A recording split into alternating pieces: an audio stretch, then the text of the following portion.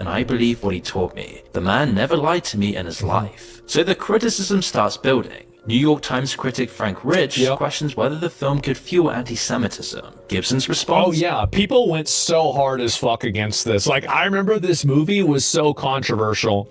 It was more controversial than Cuties. And I want y'all to think about that. So Cuties was a Netflix like movie that basically had like a bunch of young girls sexualizing themselves, and it was weird, right? But it was more controversial than that. What are the odds of that? Well, actually, they're pretty high. It's like 100%. But yeah, that's what happened. He tells the New Yorker, I want to kill him. I want his intestines on a stick. I want to kill his dog. Fuck. Then Gibson explained his feelings about Rich. Is that right? So this man is kind of losing control, and every studio is watching it build into a PR nightmare. The funding dries up rapidly after that, and he practically becomes a laughingstock. He's putting his entire reputation in Hollywood on this movie. South Park then catches the zeitgeist with The Passion of the Jew. Stan and Kenny see the film, hate it, call it a snuff film, and track down Gibson for a refund. Their version of Gibson is completely unhinged. A masochistic lunatic running around shooting guns and literally defecating on people. I seen how they was trying to make Gibson out to be crazy, but it's all coming full circle now. What the fuck is it? It's all coming full circle now for sure. And everybody, all these conspiracy theorists, all these conspiracies that were crazy like 10 years ago, we were trying to sweep under the rug. It's crazy how all of them are coming back and they're holding like water, like damn near 90% are true. Gibson's response at the time was defiance. He self-finances the entire production. Paid for the entire fucking thing. $30 million of his own money. And this was in like the... I remember this too. Like, I remember when I was a kid, I remember this movie. Like, I actually cried when they killed Jesus during this movie.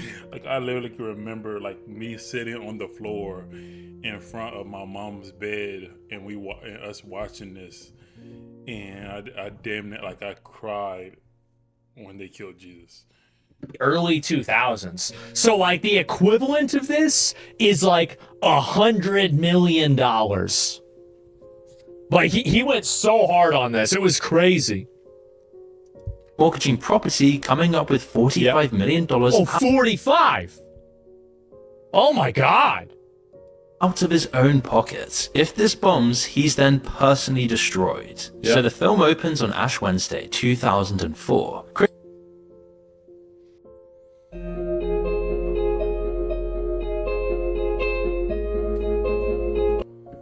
And it's one thing to learn about your religion and everything in church and all that stuff, but when you actually have a visual representation of the events that took place or what was perceived to take place following the Bible and everything, it hits like damn near like 20 times harder. It hits extremely hard. And to go through that movie or to watch that movie, I think it was like 3 hours long or something like that, 2 or 3 hours long. To watch that movie and to get to the end and them literally like pushing the cross up, that shit was... I might actually go back and watch that movie. Man,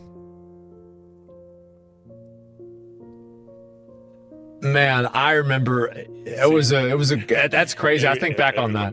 Yeah. Everybody remembers. Critics are split. There are massive protests outside theaters. If you've seen it, to be a kid, and you know, not I don't want to use the word forced, but being a kid, being raised in a Christian household, or having a parent who has strong religious beliefs, to actually see that movie and to actually see how good they portrayed the description of Jesus, the life of Jesus, man, that was a powerful, powerful movie. But also massive lines of people wanting to see it. It then goes on to gross $83 million in its opening weekend, and goes on to make $612 million worldwide. There's a lot of Christians out there. That's crazy. I think for some reason it's hard for people to believe that, but you gotta understand that everything originated from Africa. So of course, when you have everybody migrating to different parts of the world, people tend to hold their strong religious beliefs or values with them, or carry that with them. It may diminish over generations, but some lineages, I mean, shit. Look at my mom. Look at my family. My grandmother is actually not that religious. She's actually not. I would say she believes in Jesus Christ and God and everything, but I've never heard her bring up religion or anything. I've never seen her go to church, let alone. But my mom somehow got her beliefs or her strong beliefs from her, and decided to up the notch. She decided to strengthen in her beliefs, and so yeah. Today's Ash Wednesday today. Wait, is it really? I didn't even know that. As I said, I put it down. If the Pope funds a crusade for us to go and protect the Christians in Africa, I go back to Mass. That's my line in the sand. That's where I'm at. Grossing R-rated film at the time. Gibson then personally walks away with somewhere between $400 and $475 million. And that's what really made the hoes mad. That's what really made them mad. Is the fact that they all went against him. Mm-hmm. This guy went all in, literal leap of faith. $45 million of his own money in 2003, 2004. I forgot what it said. I think it said 2004. He did all of this, and then he made $400 fucking million. That's what really made them mad. That's what pissed them off. So from the industry's perspective, he is now made... Because it shows a crack in the matrix. It shows a crack in the fabric.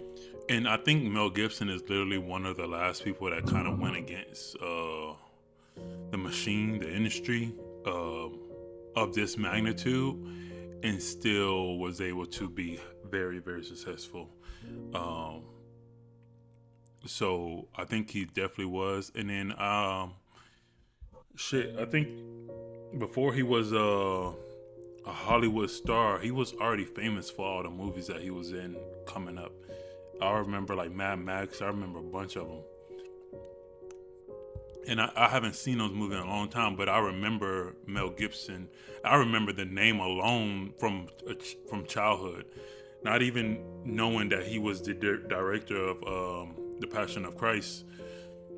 I just remember his name. For sure. Of the illusion that's created that making things that are central around, the Christian faith or Catholicism is somehow not possible, not feasible, not financially viable. It just takes all that and rolls it up and smokes it. And that's the reason why they're fucking mad. It definitely will be hard to do that nowadays, for sure. One of the most profitable films in history, even after every major studio rejected it entirely on his own terms. On the Joe Rogan Experience, Gibson talked about how turbulent this was. That was a crazy movie because it was a great movie. Yeah, he remembers. It seemed like there was resistance to that movie. There was so much resistance. Like, it was so controversial. People were angry as fuck. Oh yeah, no, there was which I thought was very strange. There was like Hollywood resistance to that movie. Absolutely. Like, people didn't like that you were making it. It seemed like there was a lot of opposition to it, and I don't know. I think if you ever hit on that subject matter, you're gonna get people going, because of course, dude.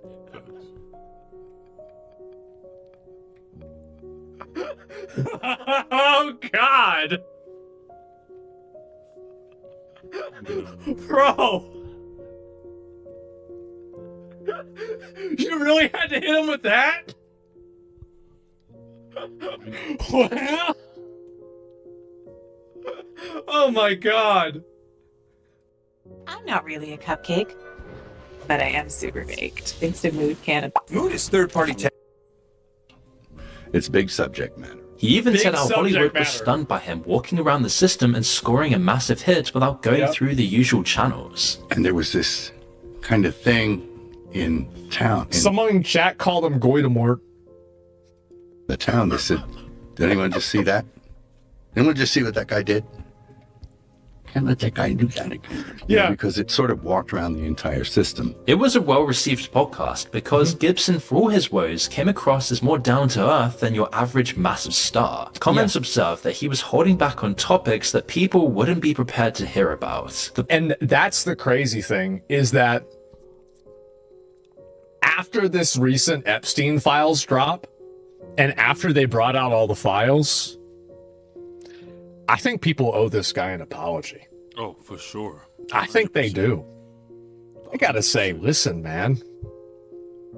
Maybe you were right about some of these things. That's crazy. Wow, what are the odds of that? He was actually the only fucking megastar that was fucking saying something about it. Passion ultimately took its toll on Gibson, and 2 years later, everything fell apart. In 2006, he got pulled over drunk in Malibu, and during the rest, he goes on this anti-Semitic run to the I remember very clearly, like, it's funny, I think about this. I remember very clearly my dad and I were talking about this while we were driving to Wendy's. deputy, which leaked. Gibson then apologized and admits he's an alcoholic, calling his behavior despicable. He pleaded no contest to misdemeanor DUI, received 3 years probation, and immediately pushed out carefully worded apologies through his publicist. The court says the 53-year-old Gibson successfully completed terms of his 3-year probation. Gibson was arrested for driving drunk in Malibu in July of 2006, and during the arrest, the actor-director made derogatory comments about Jews and women, tried to escape, and repeatedly threatened the arresting deputy. While also admitting to being an alcoholic for decades. Because you're dealing with a sort of a malady of the soul, an obsession of the mind, and a physical allergy. And some people need a big tap on the shoulder. In my case, public humiliation on a global scale seems to be what was required. But it was all just damage limitation, and the industry's response is instant and total. To everyone who criticized his views, this DUI and his unsavory run Total accompanied fucking it was validation. just the smoking gun. Apocalypto, a film he directed and one of his best, was already in post-production, and its release was pushed back to avoid negative press. But after that, the upper echelons of Hollywood were closing ranks. Soon that was like the last movie he was really doing, and like that was a movie he directed. I remember watching that movie. I watched that movie with my mom. You know what? It's actually like, damn, I haven't thought about this for a long time. The last movie that I remember my mom watching was Apocalyptico. Like back before she went to the hospital. Like it was because I remember I went in there and we were watching the first half of it. I didn't think about that, but yeah, it was terrifying. Yeah, I remember first time I watched that shit scared the fuck out of me. Absolutely. After Ari Emanuel, one of the most powerful agents in the industry, publishes an open letter calling for everyone to boycott Gibson. Quote, Hollywood should not do business with Mel Gibson until he demonstrates a real understanding People in the entertainment industry, whether Jew or Gentile, of the harm he has caused. Being drunk doesn't make you say things you don't believe. It makes you say sometimes it does. things you already believe. If this industry looks the other way, That's why I don't get drunk. It's a message that success excuses hate. And then things got worse. In July of 2010, Mel Gibson then found himself at the center of another major scandal when audio recordings surfaced from a phone call with his then partner. In the recordings, Gibson makes an explicitly racist remark suggesting that if she was assaulted, it would be somehow her fault. In the same conversation, he's also heard threatening to burn down her house while she was inside of it. And apparently there were actually some 35 minutes of deranged phone calls that leaked to the press in total. Yep. I don't work around in tight clothes. I stay at home for most of the time. Embarrassment to me. You don't bitch on me, and if you get by a packet, it'll be your fault. God. Because you provoked it. A reporter to the people that take fucking money from the wetback, okay? Pat the side of the head. All right? He racist as hell. Racist as hell. I'm threatening, I'll put you in a rose garden, you. Holy shit. Because I'm capable of it. You understand? The fact that she recorded He's all of on this one. says a lot. And as the situation escalated, he was legally barred from coming near her or their daughter under a domestic violence-related makes restraining sense. order. Yeah. Those 6 years of major scandals shattered Mel Gibson's career. Nobody would touch him. Yep. From 2006 to 2016, Mel Gibson appeared in one film called The Edge of Darkness, a film where he plays a man who discovers that powerful institutions are conspiring to cover up crimes, and Is that right?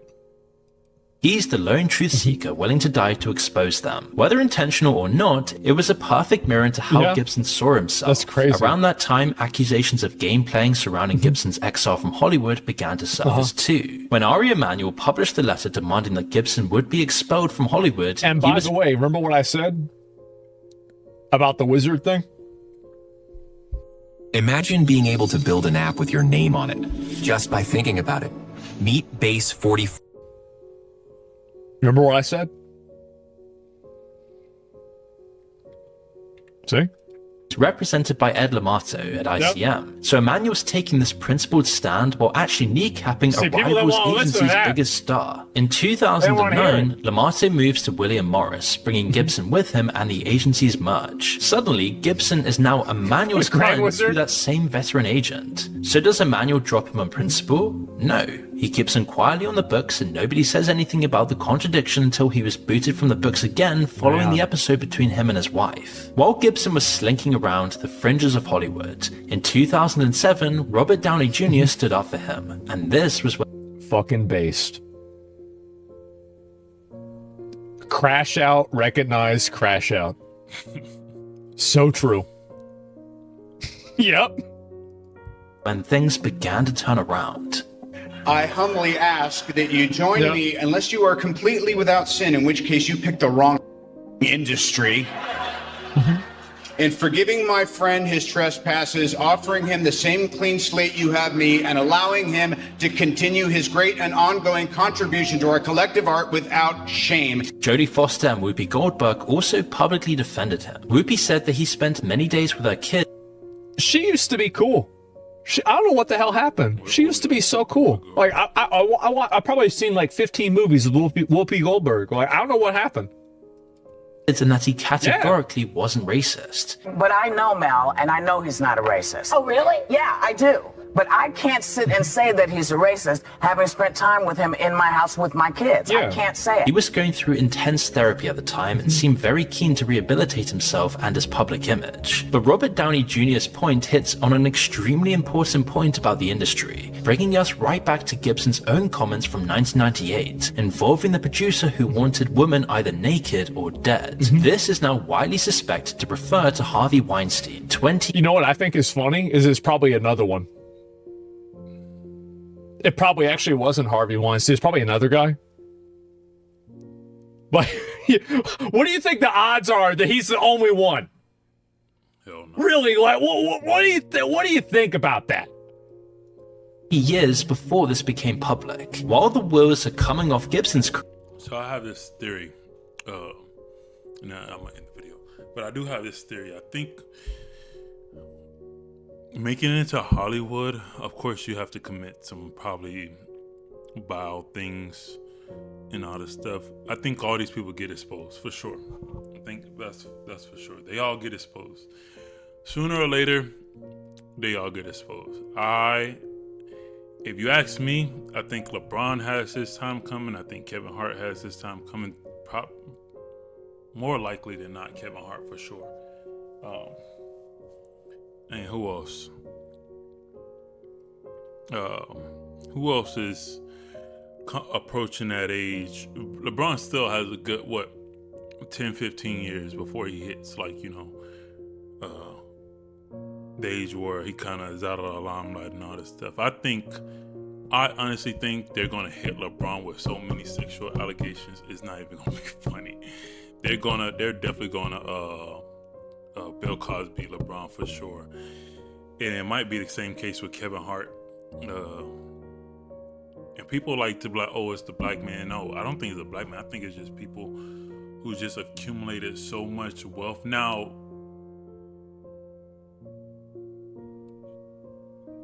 it goes for sports, it goes for Hollywood, it goes for, entertainment, period. I think these guys have a luxury of life majority of their life, and they kind of either fade out of existence. But I do think that, I mean, shit, the vile acts that they have, whether it be brought to light by accident or be brought to life by, you know, the forces behind the scenes, who knows? Like, for example, with Bill Cosby, I heard they were trying to get his land or something like that, and he wasn't going. So, you know, people just start coming out with all these allegations. But that doesn't absolve him from actually, if he committed the act, then that doesn't absolve him from his wrongdoings. But I think with all these guys, I think everything comes to a head,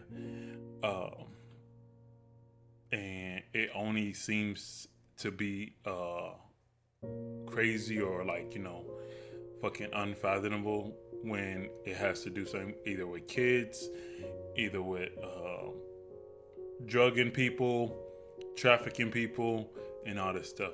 And then another thing that I've been seeing lately too, we've been protesting for the past 5 years for everything. But now that the Epstein files and stuff are coming out, you don't see nobody on Wall Street. You don't see nobody in New York, nobody in Texas, nobody in Florida. You don't see nobody protesting. That shit is wild. That shit is wild to me. They're not out in Washington, D.C. They're not out in the Capitol protesting, release the files and all this stuff. They're not doing anything, bro. So that tells you the priority and the what we value as a first priority in our country is fucking insane. So I would definitely be in favor of doing something about fucking kids being trafficked and assaulted and all this stuff, over a lot of other things that we have already had issues with, like police brutality and all this stuff. But I definitely would put kids over there. But I guess I'm part of the minority, so it's insane. But like I say, like, comment, subscribe, guys. Back on the grind, you know what I mean? This is the 4th video out. Make sure you get the ball rolling. Y'all have a good day. Peace.